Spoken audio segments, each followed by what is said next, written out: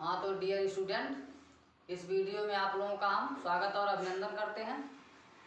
जैसा कि हम लोग अध्ययन कर रहे हैं, तृतीय पाठ है, कक्षा 9 का तृतीय पाठ है आदिकवि वाल्मीकि। तो इसमें जो हम लोग अगले पैरे का अध्ययन किए हैं, उसके बाद संकेत में देखिए अथ तत् से लेकर के और राघव नंदन उत्तरकांड। ये राघव नंदन वहाँ पर है, लिखा है कि परचेतसो अहम दशम पुत्रो राघव नंदन है। ये एक लाइन है, सूक्ति के रूप में है। तो आप अपनी पुस्तक खोल लीजिए और इसमें तृतीय पाठ है, 3 पाठ आदिकवि वाल्मीकि का ये संकेत जो दिया है यहाँ से देखिए। तो इसका हम संदर्भ सर्वप्रथम बता रहे हैं। प्रस्तुत अवतरण हमारी पाठ्य पुस्तक संस्कृत गद्य भारती, आप कहीं नोट कर सकते हैं। प्रस्तुत अवतरण हमारी पाठ्य पुस्तक संस्कृत गद्य भारती के आदिकवि वाल्मीकि शीर्षक से उद्धृत है। इतना आपने नोट कर लिया होगा। इसके बाद प्रसंग में रहेगा। प्रस्तुत अवतरण में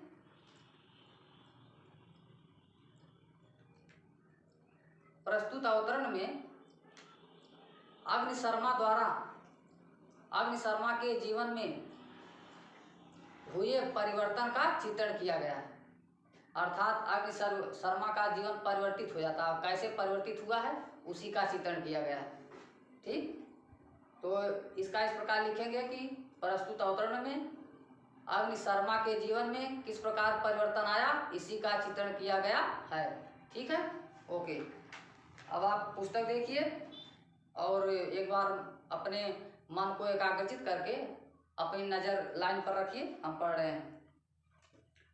अथ तस्य कुटुम्बिनः तस्य प्रश्नं श्रुत्वा भृशं चुकुपुः चुहुच्च कथं वयं तव पापकर्मणि सहभागिनो भवेम वयं किं जानीमहे त्वं किं करोसि कया वा रीत्या धनार्जनं विद्धासि नास्माभिः त्वं पाप कर्म कर्तुम् आदिष्टः।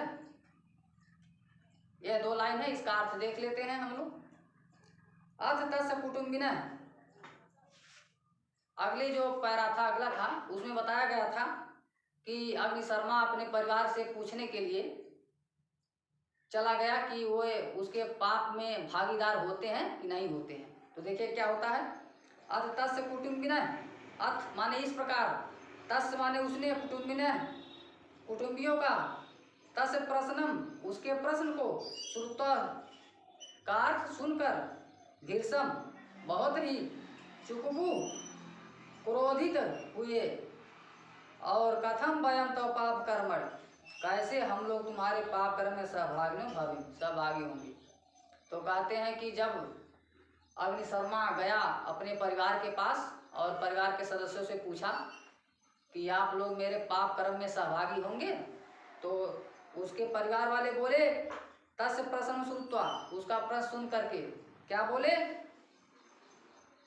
कथम वयम तव पाप कर्मणि हम लोग तुम्हारे पाप कर्म में कैसे सहभागी न भवें, कैसे सहभागी होंगे। और क्या हुए, भीषम चुकपू बहुत ही क्रोधित हुए। कौन हुए, उसके परिवार के सदस्य बहुत क्रोधित हुए। आगे देखिए, वयम किम जानीमहे, कहते हैं कि वयम हम लोग, सदस्य लोग कहते हैं परिवार के, अग्नि शर्मा के परिवार के लोग कहते हैं कि वयम हम लोग किम जानीमहे क्या जानते हैं, हम लोग कैसे जानते हैं, क्या जानते हैं, तुम किम करो तुम क्या करते हो, हम लोग क्या जानते हैं कि तुम क्या करते हो, और कया व रीत्या धनार्जन विद्धास और किस रीति से धन कमाते हो। हम लोग क्या जानते हैं कि तुम क्या करते हो और किस रीति से धन कमाते हो, यानी कहाँ से धन लाते हो। आगे देखिए, नासमा भी तुम पाप कर्म कर तुम आदिष्ट, नासमा भी हम लोग तो नहीं, तुम माने तुमको पाप कर्म करने के लिए आदिष्ट आदेश नहीं दिया। परिवार के लोग कहते हैं कि हमने तो तुम्हें पाप कर्म करने के लिए नहीं कहा था। तेषाम स्वपरिवार जन सूत्रम आकड़, तेषाम उसने उसके द्वारा अर्थात अग्निशर्मा स्वपरिवार जना नाम अपने परिवार के लोगों का उत्तरम आकड़ उत्तर सुनकर, अग्निशर्मा अपने परिवार के लोगों का उत्तर सुन करके अतीव विषणो बहुत ही दुखी हुआ, अत्यंत खिन्न हो गया, बहुत दुखी हुआ, व्याकुल हुआ, व्याकुल नहीं दुखी कहेंगे। तो अग्निशर्मा अपने परिवार वालों का उत्तर सुन करके बहुत दुखी हुआ और क्या किया, दूरतम मुनिवर उपगम, दूरतम शीघ्रता पूर्वक बहुत ही जल्दी मुनिवरम उपगम, मुनिवर के समीप गया, मुनिवर जो थे उनके समीप गया। सर्वम च तत्परिवार जन्म आख्यातम अवभाषत, कहते हैं कि सर्वम च उसके सभी परिवार के लोग जो कुछ कहे थे, तत्परिवार जनस अर्थात उसके परिवार के लोग जो कुछ कहे थे, सर्वम सभी आख्यातम अवभाषत सभी बातें मुनिवर से बता दिया। सभी बातें किससे बताया, मुनिवर से।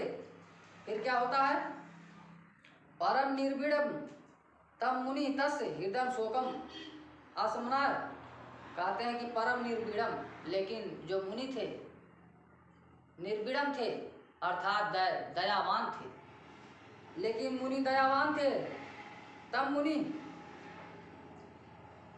उस मुनि ने उस पर कृपा की, दया की, और तस्य हृदय शोकम समनाय, और उसके हृदय के दुख को दूर करने के लिए राम इति जब तुम आदिशत, राम शब्द जपने के लिए आदेश दिया।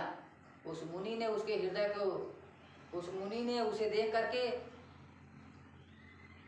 बहुत दया उस पर की और राम नाम जपने के लिए आदेश दिया। आगे देखिए, राम इति समुच्चारणो अक्षमः स्ववृत्तानुसार मरा इत्येव जब तुम आरभत, कहते हैं कि राम इस समुच्चारण अक्षमः, राम ऐसा शब्द का उच्चारण करने में वह अक्षम था, नहीं कर सकता था, नहीं कर पाता था। स्ववृत्तानुसार मरा इत्येव, अपनी वृत्ति के अनुसार मरा, ऐसा शब्द मरा नामक शब्द जब तुम आरभत जपना प्रारंभ किया, वह सदैव मारता काटता था सबको, इसलिए वह उसे मरा शब्द ही याद आया और मरा मरा जपना प्रारंभ किया।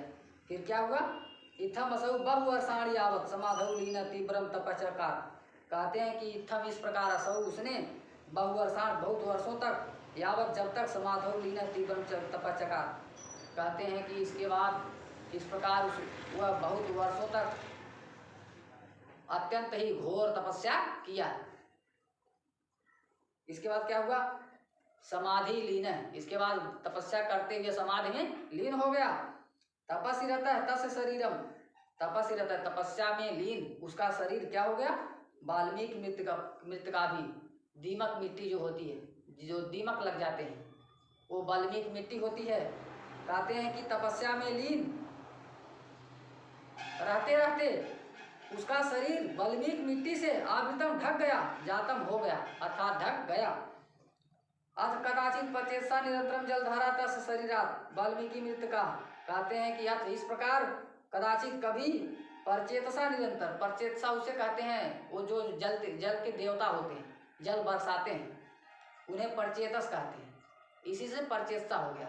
तो परचेतसा देवता है, जैसे हम लोग ये बादल है पर्जन्य देवता है, इसी तरह जल बरसाने वाले भी परचेतसा थे, इनका वर्णन वेदों में किया गया है, ये देवता हैं।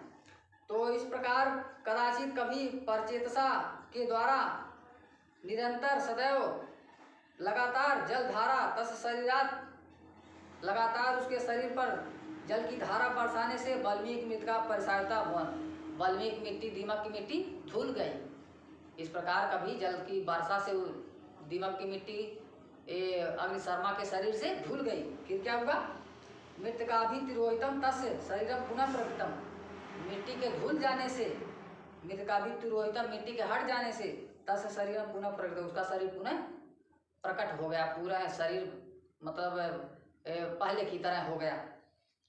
और ततो मुनि भी सस्तुतो अभ्यर्थी चक्षुषो उन्मिलितुम उत्तिष्ठत, कहते हैं ततो मुनि भी, इसके बाद और मुनि के रूप में संस्तुतो स्तुति करता हुआ, अभ्यर्थिता और जो है अभ्यर्थना करता हुआ, मतलब ज्ञान प्राप्त कर लिया था, इसके बाद और मुनि के रूप में हो गया और उसे ज्ञान प्राप्त हो गया। इसके बाद चक्षुषो उन्माल्यो उत्तिष्ठत, आंखें खोल करके उठा। इसके बाद आंखें खोलकर कौन उठा? अग्निशर्मा उठा। वाल्मीकात क्रोध भूतत्वात्, कहते हैं कि वाल्मीकात, वाल्मीकि मिट्टी से, क्रोध भूतत्वात्, उत्पन्न होने के कारण, वाल्मीकि ही, वाल्मीकि ऐसा नाम, कहते हैं कि वाल्मीकि मिट्टी से उत्पन्न होने के कारण उनका नाम वाल्मीकि हो गया। आगे क्या है? परचेतसा जलधारा मृत्तिकाया परश्रुतत्वात्, कहते हैं कि परचेतसा देवता, परचेतसा देवता के द्वारा जलधारा बरसाने से मृत्तिका भी परशुराद, मिट्टी बह गई, दीमक की मिट्टी बह गई। प्राचेतस ही तस्य नाम द्वयम जातम, और उसी के मिट्टी के बहने के कारण उनका नाम प्राचेतस हो गया। किसका नाम? वाल्मीकि का नाम। तो वाल्मीकि का नाम द्वयम जातम, दो हो गया, एक नाम वाल्मीकि और एक नाम प्राचेतस। ओके। रामायण मुन्ना स्वपितु नाम प्रचेता तस्य दसमा पुत्रो अहम इति उल्लेखितम, उल्लेख यथा च, कहते हैं कि रामायण में मुन्ना स्वपितु, रामायण में मुनि ने, कौन मुनि? वाल्मीकि ने। रामायण में वाल्मीकि ने अपने पिता का नाम प्रचेता तस, अपने पिता का नाम प्रचेता बताया है। और तस्य दसमा पुत्रो, और वो अपने को उनका 10वां पुत्र बताया है। इति उल्लेख यथाच, ऐसा उल्लेख किया है, और यथाच, और नीचे कहा भी गया है। क्या कहा गया है? देखिए एक लाइन है सूक्ति के रूप में, परचेतसो अहम 10वां पुत्रो राघव नंदन, परचेतस अहम, परचेतस का अहम मैं, 10वां पुत्रो पुत्र राघव नंदन, हे राघव नंदन, हे श्री रामचंद्र जी, मैं परचेतसा का 10वां पुत्र हूँ। ठीक है, ओके, धन्यवाद।